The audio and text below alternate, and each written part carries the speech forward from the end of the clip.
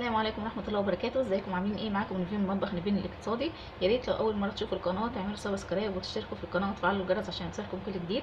النهارده زي ما انتم شايفين كده هنعمل اللحمه بطريقه جميله جدا. هنعملها بطريقه العزومات والافراح. اللحمه اللي بناكلها في الافراح كده ومش عارفين هي معموله ازاي، هنعملها النهارده بطريقه سهله وبسيطه وهتديكي نفس الطعم اللي بتاكليه في الافراح بالظبط. يلا بقى نشوف طريقتها. اهو شايفين شكلها، هنشوف كل تفاصيلها وكل خطوه هنعملها ازاي. يلا بقى نشوف المقادير معانا ايه. مقاديرنا ايه بقى؟ معايا لحمه مسلوقه. هما بيسلوها بالطريقه العاديه خالص، بيحطوها في ميه مغليه وبيحطوا عليها بصل وملح وفلفل اسود بس، ما بيحطوش عليها اي حاجه تانية. انا سلقتها بنفس الطريقه. طبعا لازم تكون مستويه خالص. ومعايا معلقه كبيره من الصلصه، ومعايا التوابل بتاعتي، ملح وفلفل اسود وبابريكا، ومعلقه صغيره من الروزماري، ومعلقه من السبع بهارات، ومعلقه من بهارات اللحمه، ومعايا واحده لومي او الليمون المجفف. دي كده التوابل بتاعتنا. ومعايا الخضار بتاعي، هم بيعملوها ببصل وفلفل اخضر وجزر مبشور وطماطم متقطعه صغير. انا هزود عليها بس الفلفل الالوان، لو مش متاح عندك مش مشكله. دي بقى المقادير معانا. يلا بقى نشوف هنعملها ازاي. على النار بقى هنحط اي ماده دهنيه انت عايزاها. انا حطيت هنا زيت ذره، حطيت حوالي معلقتين كبار. هسيبه بس يسخن. خلاص الزيت سخن معايا اهو. هننزل اول حاجه، هننزل بالبصلايه.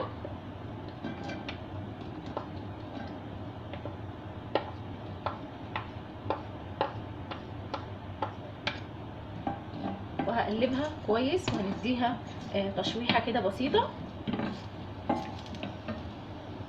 خلاص انا اديت للبصل بتاعي تشويحه كده بسيطه. هنبدا ننزل بقى بالفلفل بتاعنا، فلفل الالوان والفلفل الاخضر. زي ما قلت لكم ممكن تستغنوا عن فلفل الالوان، وبس عشان موجود عندك انا حطيته، انما هم ما بيحطوش فلفل الوان، بيكتفوا بالفلفل الاخضر بس. برضو هنديله تشويحه بسيطه كده، يعني حوالي دقيقه او دقيقتين مع البصل.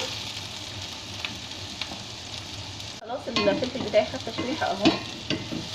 هننزل بقى بالجزر بتاعنا ونديله تقلبتين كده مع الفلفل والبصل.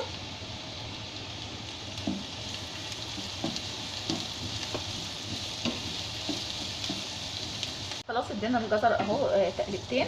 هننزل بقى اخر حاجه الطماطم بتاعتنا،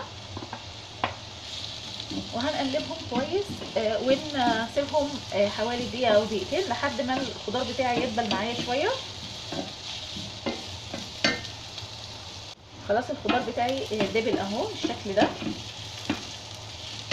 هننزل بقى بالتوابل بتاعتنا زي ما قلنا، ملح وفلفل اسود وروزماري وبابريكا وبهارات السبعه وبهارات لحمه وواحده لومي. دي البهارات بتاعتنا هننزل بيها بقى كلها كده وهنديهم تقليبه.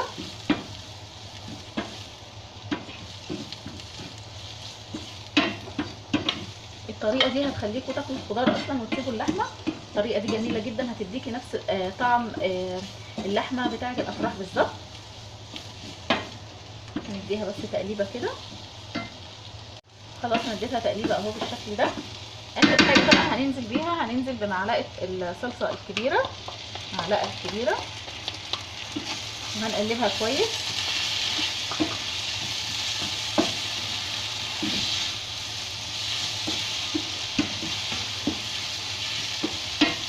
طبعا كميه الخضار دي على حسب كميه اللحمه، تقدري تزوديها او تقلليها. ولو بقى منك كميه من الخضار بعد ما نعمله ممكن تحتفظي بيه في الفريزر وتستعمليه في اي وقت تحبي تعملي فيه طريقه اللحمه بتاعتنا دي.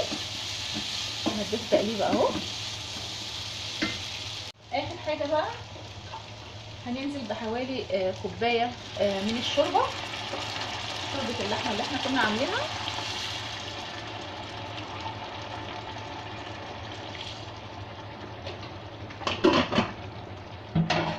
هنقلبها بقى كويس وعلى نار هاديه. هنغطيها ونسيبها لحد ما تتسبك معانا بس ما تنشفش. اهم حاجه يكون فيها صوص كده.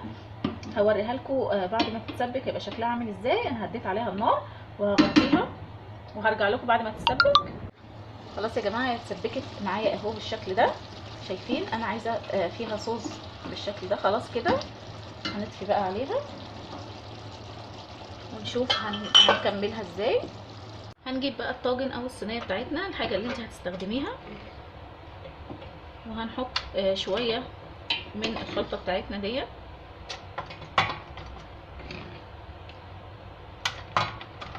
اهو بالشكل ده. انا هستخدم كميه الخضار بتاعتي كلها عشان يعني عندي بيحبوا الخضار بتاعها كله، فهزود الخضار. لو انتوا مش حابين تحطوا خضار كتير ممكن تحطي حبه وتشيلي الباقي في الفريزر. طبعا اهم حاجه ان قطعه اللحمه تكون رفيعه بالشكل ده، تقطعيها رفيعه. هنرص بقى بتاعتي كلها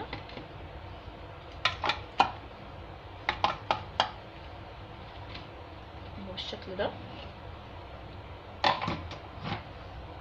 خلاص انا رصيت اللحمه بتاعتي اهي بالشكل ده.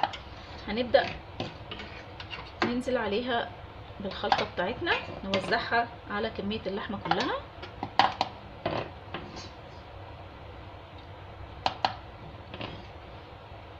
خلاص انا فضيت الخضار بتاعي كله على اللحمه بالصوص اللي كان فيه اهو بالشكل ده.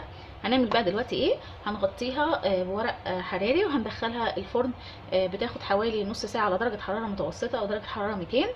انا دلوقتي هغطيها وادخلها الفرن ونرجع نشوفها بعد نص ساعه يبقى شكلها عامل ازاي. خلاص عدى بالظبط نص ساعه اهو، طلعناها من الفرن. ادي شكلها اهو بعد ما طلعت من الفرن. خدت بالظبط نص ساعه معايا، بقت بالشكل ده. يلا بقى نحطها في طبق التقديم. هنبدأ بقى نحطها في الطبق بتاعنا اهو بالشكل ده.